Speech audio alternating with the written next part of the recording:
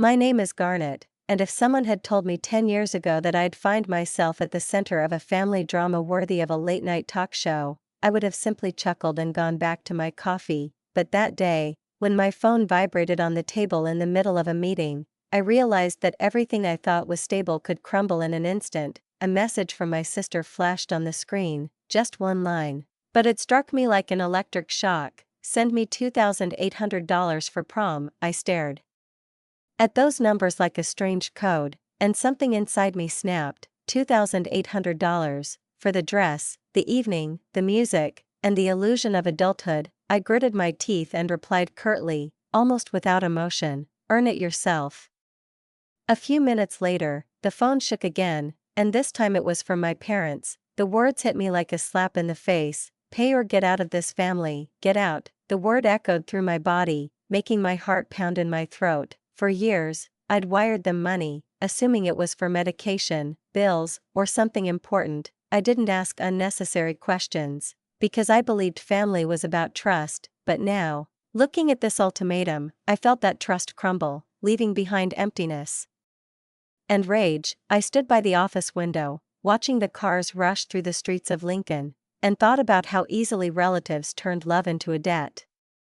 That evening, I wandered around the city for a long time, feeling neither cold nor tired. The light from the storefronts glided across the wet pavement, and their words echoed in my head. I recalled how I'd wired them money dozens of times without asking why, because I thought that's what good daughters do. But now everything inside me was seething: resentment, anger, and something even more acute, an almost physical pain from the realization that I might have been used for years, hidden behind family ties. When I returned home, my hands were shaking, but my decision had already been made. I opened my banking app and, without giving myself time to hesitate, pressed cancel, cancel, cancel, each press like a heartbeat, like a farewell. By 8:30 the next morning, my world had truly turned upside down. My mother called again and again, leaving voicemails filled with tears, accusations, and words that cut deeper than a knife. But I could no longer be the one saving everyone at the cost of my own life. I put my phone on silent, looked at my reflection in the mirror, and for the first time in a long time, I saw a woman, not a wallet with a heart. And yet, back then, I still didn't know what would follow. Soon after that morning, I learned the truth, a truth that shook me to my core. To understand why my sister's message was the final straw, you have to go back to the beginning, to my family, to the quiet storm I grew up in. I built my life from scratch, without gifts or blessings. While other kids were getting cars for their 16th birthdays, I was scrubbing floors in cafes and saving up for school books. My parents didn't believe in hard work, they believed in miracles, especially when it came to my sister, their youngest, late-born joy. I was 17 when she was born, and I already knew that from now on, all the attention would belong to her. My mother always made the decisions, my father silently agreed, and together they lived as if in a movie about a prosperous family, unaware that the scenery was long since crumbling. They spent their last money on lavish birthday parties, designer clothes, and trips they could barely afford. Their home in suburban Lincoln became a trap of debt and promises, but they didn't stop. Meanwhile, I studied, worked, fell asleep during lectures, but held on because I knew I had no other option. When I turned 25, I finally got my first job in my field. By 30, I was managing projects for major clients, living alone, and enjoying the sense of independence that only comes to those who have earned it step by step. My parents increasingly saw me less as a daughter and more as an insurance policy, a safety net, a source of income that would never run dry. I opened a joint account to make things easier for them, so they wouldn't have to worry about bills and groceries. I truly believed I was doing good, but I didn't know that by doing so, I was teaching them that my efforts were their right. And my sister grew up like a princess in a fairy tale, where all wishes come true at first breath, and perhaps that is why her message, simple and brazen, became for me not just a request for money, but the final line beyond which family ends and survival begins. When my sister turned 18, I began to notice her appetites growing faster than her common sense. $500 dresses, $200 dinners, cosmetics, trips, gifts, all of it became not luxuries for her, but something akin to a personal birthright. My parents looked at her with the same adoration with which, as a child, I dreamed of being looked at. And they spent their last savings just so she wouldn't feel deprived. I didn't understand then how deeply this imbalance ran within us, until one day I looked back and saw how their entire lives revolved around her desires, while I simply walked alongside, trying not to get in the way. My mother always said the same thing, with a tired sigh and feigned gentleness: "She's still young, let her enjoy life, Garnet," and my father, as always, simply nodded, as if it were a self-evident truth. I remained silent. I worked, I built my career brick by brick, and every time they asked for money, I transferred it without question. At the time, I thought it was a sign of maturity, helping without judgment, but as it turned out, I was simply lending a shoulder to those who weren't even trying to stand on their own.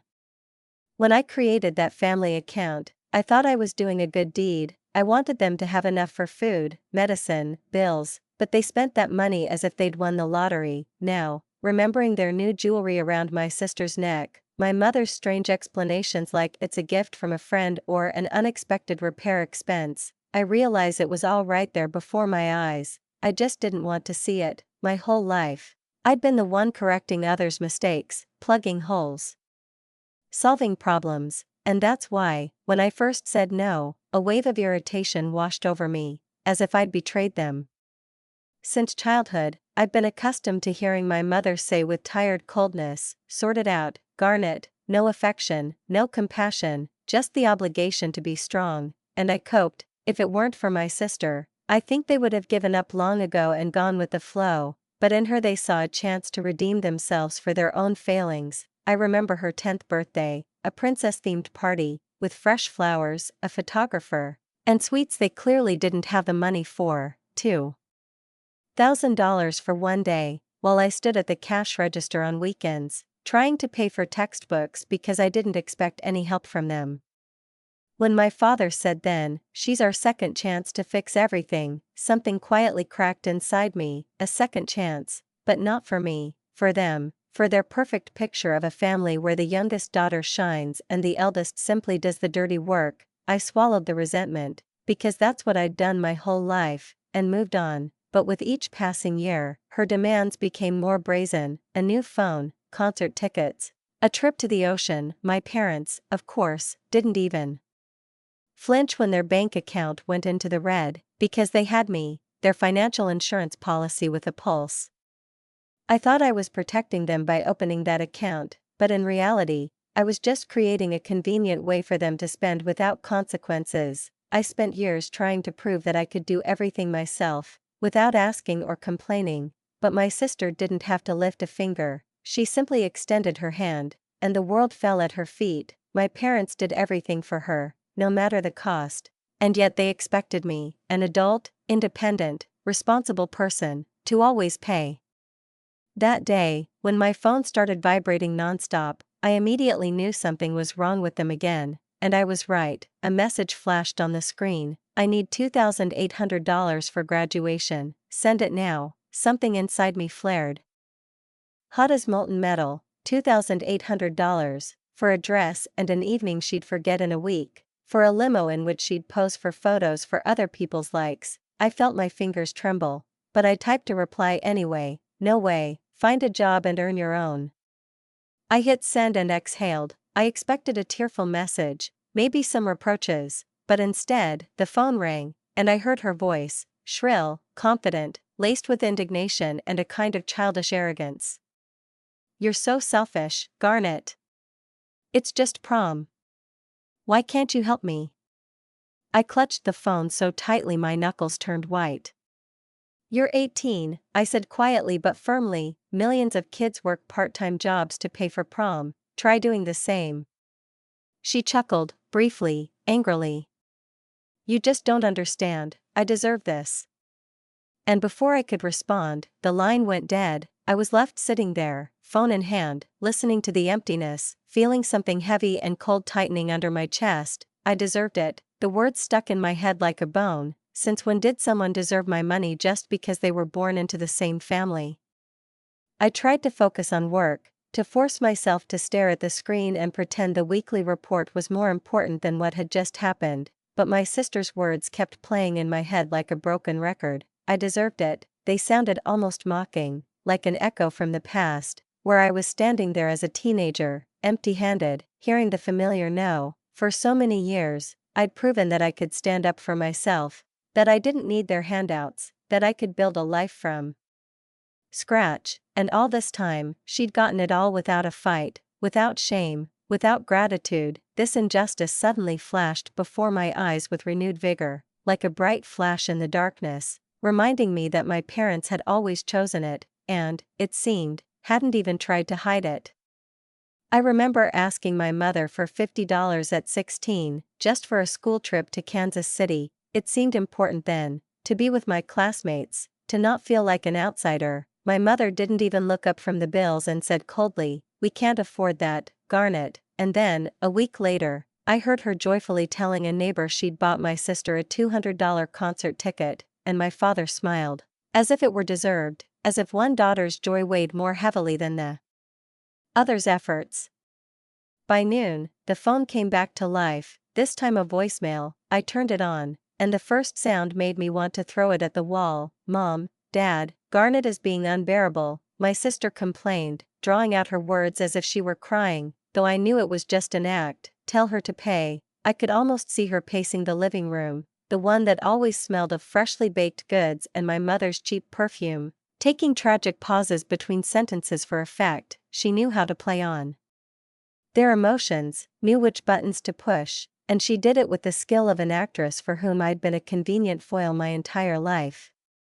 A few minutes later, a text from my mother arrived, and it hit harder than I expected. "Pay for your sister's graduation or stop calling yourself part of this family." I reread those words over and over until my chest tightened with pain, and then came a short, icy message from my father: "Do the right thing, Garnet." And that right thing sounded like a death sentence, as if I'd committed a crime by refusing to pay for someone's whims. I sat in silence, my hands shaking, and everything inside me was a jumble of anger, resentment, shame, and confusion. I remembered how much money I'd sent them over the years: $1,000 for the mortgage, $2,000 for unforeseen expenses, endless small transfers of $100 or $200 for groceries, bills, medication. And now those I'd helped were threatening to disown me over a prom dress. It was absurd, humiliating, and painful. I knew it wasn't about the dress, not about the prom, but something much deeper. Something was wrong, and I felt it in my bones, the way an animal senses an approaching storm. I called my sister back. I wanted to understand why this was all so important. Why she couldn't just go to work like everyone else. "Why are you so insistent?" I asked, trying to speak evenly, but my voice still trembled. "Ask Mom and Dad," she snapped. "They said you'd pay, that's my right." Her right. I almost laughed at the absurdity, but the laughter caught somewhere between my teeth. "You have no right to my money," I said calmly. "If you want a dress, earn it. Grow up." "Grow up yourself," she shouted. "You're ruining everything," and hung up, leaving a silence in the air that felt as cold as an empty house. I sat motionless, listening to the phone beep and feeling my heart pounding so hard it felt like it was trying to escape. Snippets of conversations floated through my head. "Mom's, it's hard for us," Garnet said too quickly, as if memorized. "Dad, you'll help, right?" Spoken in the voice of a man accustomed to getting approval. I didn't doubt, I didn't ask questions, I didn't check, I just believed that I was doing the right thing. Now it seemed to me they'd been rehearsing the same play all these years: a request, an excuse, a bit of guilt, and I'd transfer the money, and the more I paid, the more they became convinced I was obligated. By midday, I couldn't sit still. I paced the office, barely noticing the unread emails flashing on the computer screen. My sister's entitlement wasn't anything new, but this time it felt different, too planned, too confident, as if it weren't just a whim, but part of something bigger. I opened my banking app, scrolled through the transfer history, and the numbers stared back at me like evidence of my naivety. 1,500 here, 800 there, a couple hundred more, all marked "for urgent needs." My mother's excuses now rang hollow. "The car broke down, we're having a hard time, Dad's sick, every phrase now seemed carefully chosen, as if they knew in advance which words would melt my heart. I texted my mom a short message, "Why is prom worth ruining everything?" and waited for a reply, but the screen remained silent. Then I texted my dad, "Dad, explain to me what's going on," and again, silence. This silence was louder than any words, it pressed on my chest, making my breath catch. For the first time in years, I felt that perhaps our entire family wasn't a house, but a facade that I was holding up with my own hands to keep it from collapsing. I leaned back in my chair and stared at the phone for a long time, as if it could explain how the family I'd tried so hard to keep afloat had grown into something that now held me to ransom for belonging. Their words settled inside like a cold weight. They didn't ask for money, they blackmailed me with love, making it a condition. It wasn't about a dress or prom, it was about power, about how easily they learned to pull the strings. Knowing I'd always give in, that guilt would outweigh common sense. I remembered the day I opened a joint account for them. I remember sitting in the bank, explaining to the clerk that I wanted to help my parents pay the bills, to make things easier for them. Back then, I thought I was doing a good deed, helping the family that had given me everything they could. I hadn't checked it for years, everything seemed under control, too busy, too trusting, too naive, and now, a nasty feeling grew inside me that this trust had been exploited, turned into a tool of manipulation. My sister's hysteria, my parents' ultimatums, it all suddenly came together. This wasn't an accident, it was part of something bigger, carefully constructed, like a script in which I played the role of the obedient sponsor. After their messages, I almost physically felt the air around me grow thicker, as if the world was waiting for some decisive step from me. And then, just when I was starting to think the day couldn't get any worse, that email arrived. On Tuesday evening, around 7, I opened my email, just to check for updates on the project, but the first thing I saw was an email from the bank where our family account was handled. The subject screamed urgent, and underneath it, large transaction alert. My mouth instantly went dry. I opened the email, and the amount appeared on the screen, $5,000. The withdrawal had been made that morning. Without my approval, without notification, $5,000. The world seemed to shrink to the size of that number. I sat there, staring at the screen, feeling my heart pounding in my throat. 5,000 from the very same account I opened to pay for utilities, groceries, and medicine, not for secret transfers and expensive entertainment. I closed my eyes and saw their threats before me. Pay up or stop calling yourself part of the family. Everything became clear. This wasn't a coincidence. This was blackmail, backed by theft. I immediately called my sister. The phone rang for a long time, then her irritated voice came on the line. "What do you want? What's happening with the family account?" I asked, trying not to raise my voice. "I just received a notice about a 5,000 withdrawal. Who did it?" "I don't know," she said too quickly. "Ask Mom and Dad." "I don't know?" I almost laughed, but there was no joy in it. "You lived on this money. I saw your new jewelry, your trips. 5,000 just disappeared. It's not I don't know, it's theft." She gave a short, sharp laugh. "You're always so suspicious, Garnet. Maybe this is a mistake?" "A mistake?" I clutched the phone. "Do you even realize how much money that is? What did you do with it?" "Stop being so dramatic," she replied, her tone making my ears ring. "It's probably nothing."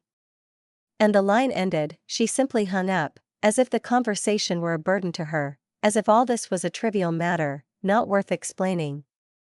I sat in silence, feeling the anger rising in a wave, hot and scorching. Her indifference, her insolence, that icy tone, all of it seemed to confirm that she knew much more than she was letting on, and she wasn't the only one. Mom and Dad were involved too. I could feel it. I couldn't sit still. I stood up, paced the room, and then returned to my desk. I knew I couldn't trust my family anymore, that if I wanted to know the truth, I needed outside help, and the only person I could turn to was Ellen Ward, my colleague and longtime friend, a lawyer who had gotten me out of bureaucratic scrapes more than once and always spoke frankly, without embellishment. I wrote her a short message. "We need to talk, urgent." A reply came almost immediately. come to the office this evening, I'll be waiting. At 6:30, I was sitting across from her, at her large desk, littered with folders and contract printouts. It was getting dark outside, and the smell of coffee and paper hung in the air. Ellen took off her glasses, looked at me intently, and asked, "What happened, Garnet?" I told her everything, about my parents' threats, about my sister's calls, about the letter from the bank, about the missing 5,000. My words faltered, my voice trembled, and I could hear the disappointment oozing out of every sentence.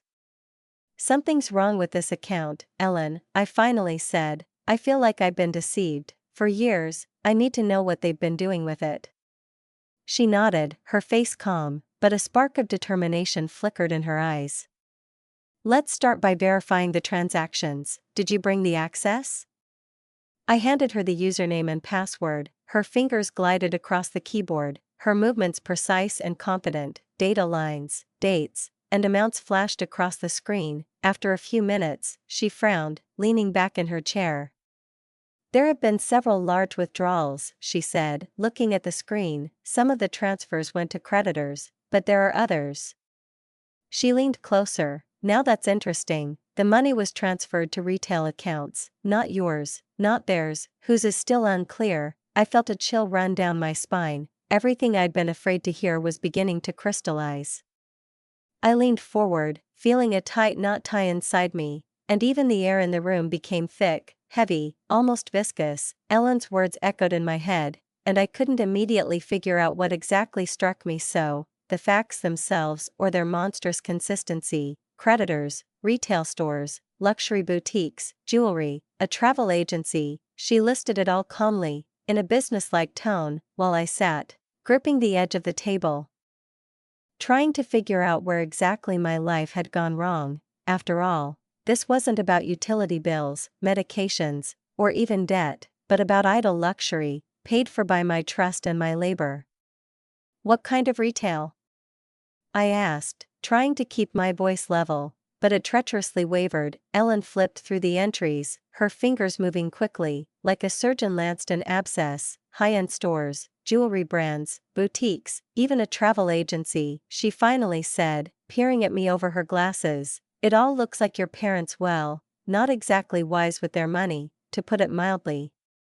My insides tightened. I felt a heat welling up from somewhere beneath me, searing and humiliating. I thought I was sending them aid, thought I was giving them some peace by easing their burden, but it turned out I was feeding not their need, but their greed, their habit of living on credit, their constant game of well-being. Ellen kept searching, scrolling through months and years, and I saw their house before me, that same old house in Lincoln, with its peeling shutters, the perpetual smell of coffee and vanilla, and suddenly realized that all this time the facade had been crumbling, and they were simply painting over the cracks with the money I'd sent, like a fool. "Well," Ellen said, "it seems they were using the account to pay off debts, credit cards, a car loan, and," she hesitated, "even a second mortgage." I stared at her, not immediately grasping the meaning of what she'd said. A second mortgage. They never mentioned it. They insisted the house was almost paid off, that everything was under control. Dozens of conversations flashed through my mind. Mom, sighing tiredly on the phone. Dad, always quiet and grateful, with his phrase, "You saved us, baby." And now it turned out they'd simply kept quiet about the debt, hiding it behind my wire transfers. "Debts," I whispered, "they were sinking, and I didn't even know." "Not just sinking," Ellen corrected, "they were using your account like a personal lifeline, and judging by the records, they had no intention of stopping." She scrolled further and pointed to another set of transactions, marked with small amounts but with alarming regularity. "These are smaller, but constant," she said. "Clothing stores, restaurants, some event planning services." She leaned closer. "Now that's interesting, Event Planner Nebraska." I squinted, trying to remember where I'd heard that name, and then, like a flash of memory, my sister's message flashed through my mind. $2,800 for prom. "Prom planner," I said quietly. The words caught in my throat. They used my money to pay for her prom. Ellen nodded slowly. "That seems to be true. Your parents were paying off their debts and your sister's whims with that account." I leaned back in my chair as if I'd been struck, my insides tightened painfully, and at the same time, a frightening clarity suddenly dawned in my head. All those years, all those wire transfers, calls, requests, it had all been a lie, carefully constructed to keep me from asking questions. I was funding their play. I left Ellen's office just as it was getting dark. The air was cold, unseasonably autumnal, and smelled metallic, as if the whole world was steeped in betrayal. I walked across the parking lot, my mind buzzing with only one thought: 100,000, not 5,000, not 10,000, $100,000, lost in expensive dresses, cars, and lies. The next morning, I returned to Ellen. She was waiting for me with a new batch of documents, her face tense, her eyes filled with the weariness that comes when someone knows they must tell the truth, a truth that will destroy someone else. "These are bank records," she said, pushing the folder toward me. "I'm warning you right now, you won't like this." I tore the folder open and began flipping through the pages. Numbers, dates, amounts, everything flowed into one endless stream. Over 4 years, $100,000, my money, my sleepless nights, my bonuses, my vacation savings, and everything went down there, into a black hole, where instead of gratitude, only greed always lived. "They withdrew over 100,000, Ellen said. Her voice muffled, as if she were speaking underwater. There were dozens of transfers, credit card companies, car loans, and, judging by the documents, a second mortgage was indeed taken out. I couldn't feel my legs. Everything I'd believed in, all the conversations, all their requests for help now seemed like scenes from a poorly executed play, where I was the main sponsor, but the only spectator who didn't know it was all fake. Ellen showed me another page, highlighting the names of boutiques, jewelry stores, travel agencies, even bills from expensive restaurants I'd never been to, and then a line marked "Prom Event Planner, $3,000. "That's your sister," she said, "her graduation, it all fits." I looked at these numbers and suddenly remembered my sister screaming into the phone, demanding her $2,800, as if it were hers by right, and I realized, she truly believed it was her money, that I existed to pay for her desires. They were all raised that way. I sat in the car in front of their house, the engine still humming. Though I hadn't looked at the road in a long time, the air inside was stifling, smelling sour and old, as if anxiety itself had a scent. On my lap lay that same folder, thick, heavy, overflowing with bank statements, printouts of correspondence, the raised marker marks Ellen had used to underline numbers. $100,000. I looked at that number again, and it seemed somehow mocking, as if even the paper was laughing at me. Everything I had ever sent, everything I had earned, everything I considered an act of love, had become proof of their betrayal. The house looked exactly as I remembered: peeling paint, blackened shutters, the same maple tree by the porch where I had once sheltered from the rain, and yet, now the house felt foreign. It was as if I stood not on my own doorstep, but at the entrance to a crime scene. I turned off the engine and stepped out, feeling the cold air cut across my skin. Every step on the gravel was too loud. My mother opened the door, her hair pulled back into a bun, her lips pressed into a thin line. Something flickered in her eyes, a mixture of irritation and fear. "You finally came," she said, not taking a step forward to hug me.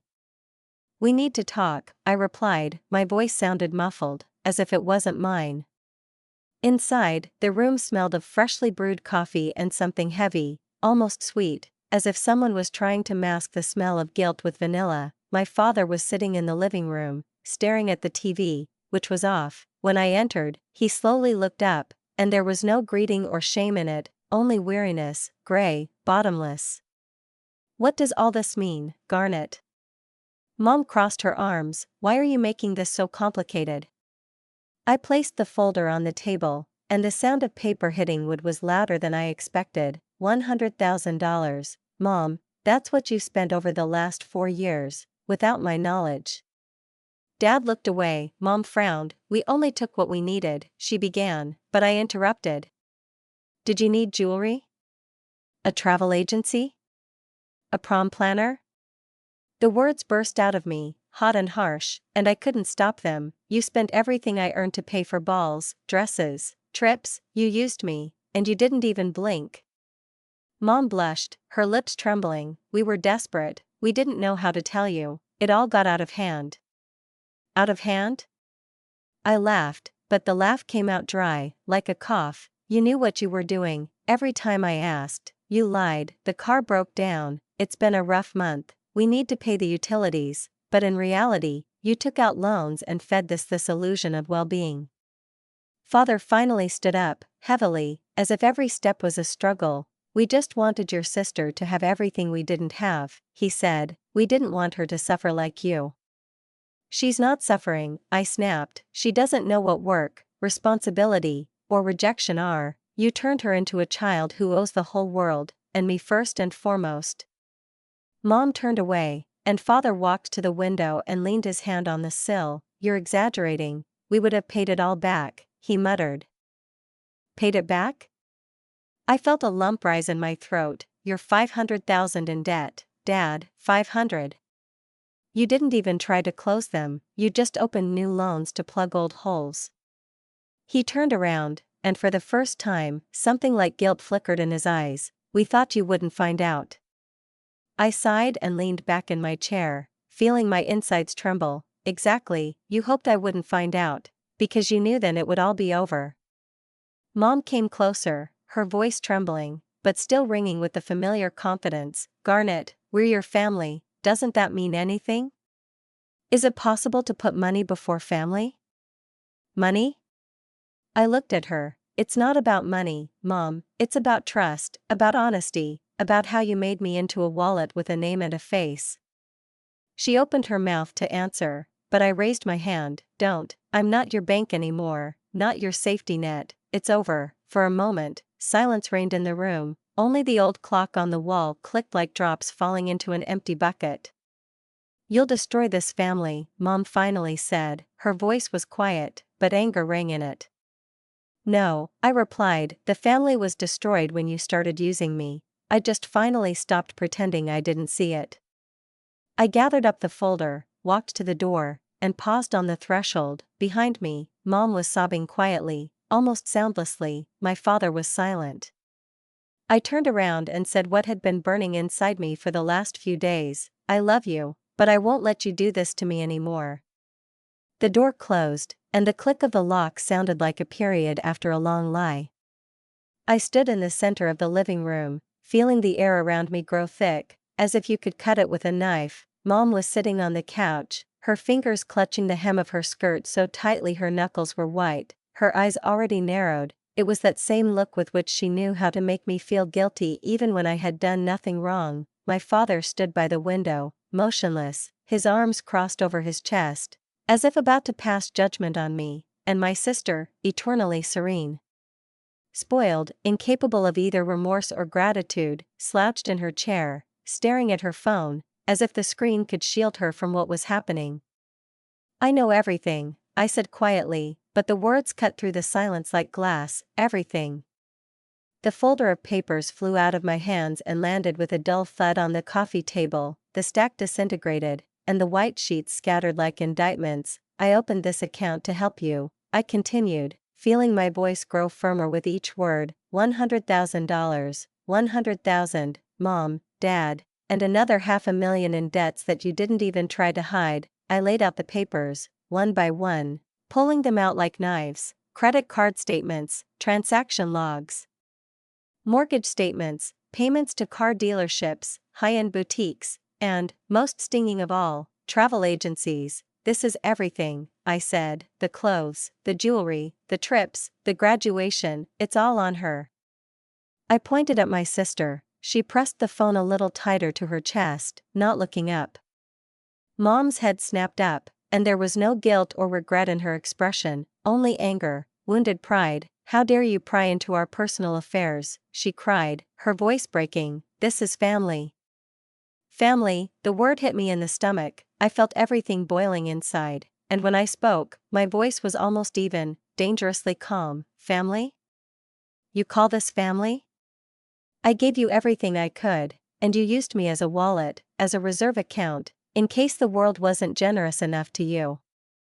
My father stepped forward, his eyes flashing with anger. "You don't understand, Garnet, we had no choice, we were drowning in debt, you should have helped us." "Should?" I repeated, feeling the blood pounding in my temples. "I helped you for years, every month, every request, every call saying, 'We just need a little more to make it.' I thought you were surviving, but you were living off me." My mother began to cry, quietly at first, then louder, theatrically, as she could when she realized she was losing an argument. "You're so selfish," she whispered, grabbing my father's hand. "We did it for her, for your sister's future." I looked at my sister. She was still silent, looking off to the side, as if none of this was happening to her. There was no fear or gratitude in her eyes, only boredom, as if talking was stopping her from living. This indifference cut deeper than anything my parents had said. She hadn't simply allowed them to use me, she considered it her right.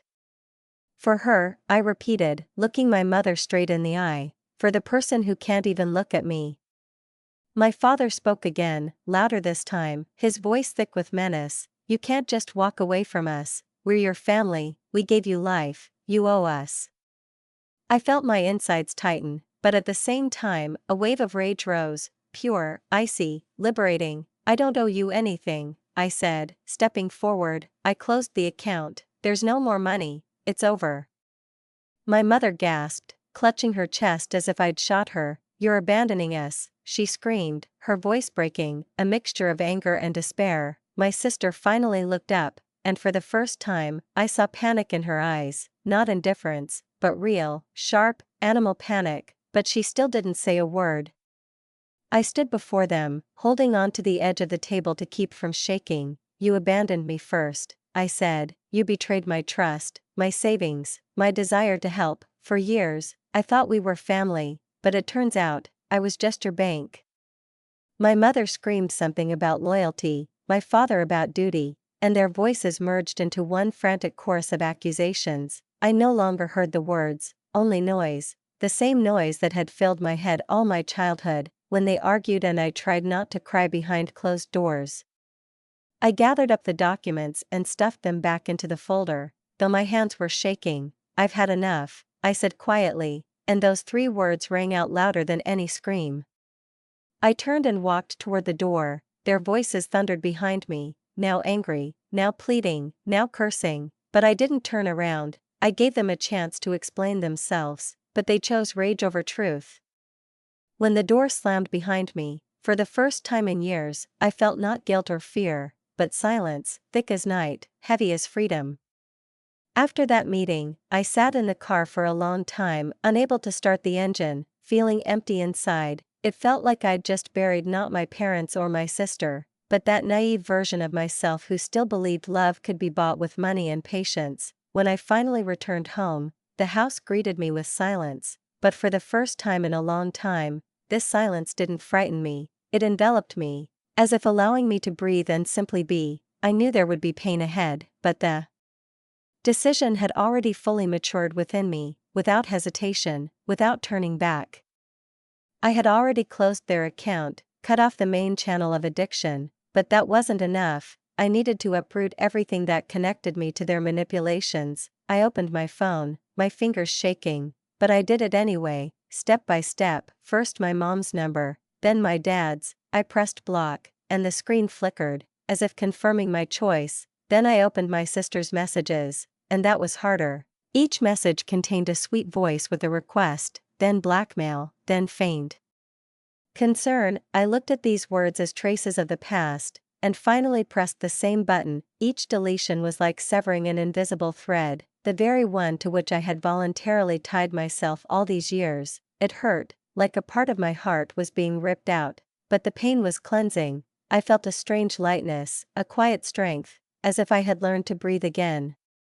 Months passed. I didn't look for news, but the world always finds a way to convey what you don't want to hear. Through a distant relative, I learned that my parents had declared bankruptcy, $500,000 in debt, loans, credit cards, a hidden second mortgage, everything they'd kept secret for so many years. The house in suburban Lincoln that my mother called our legacy was gone, sold, with the furniture, with the memories, with that fictitious stability they'd so persistently tried to lure me into. I imagined movers carrying the sofa out of their living room, the very one where we used to drink tea on Sundays, my mother sitting on the steps, crying, blaming the whole world, and my father staring off into space, wordless, expressionless, as if all his confidence had evaporated along with the house. And yes, part of me hurt. After all, these were my parents, but the other part, cold, grown up, tired, felt nothing. They had created this chaos themselves. They used my money to delay the inevitable. I gave them chances, and every time they chose the lie.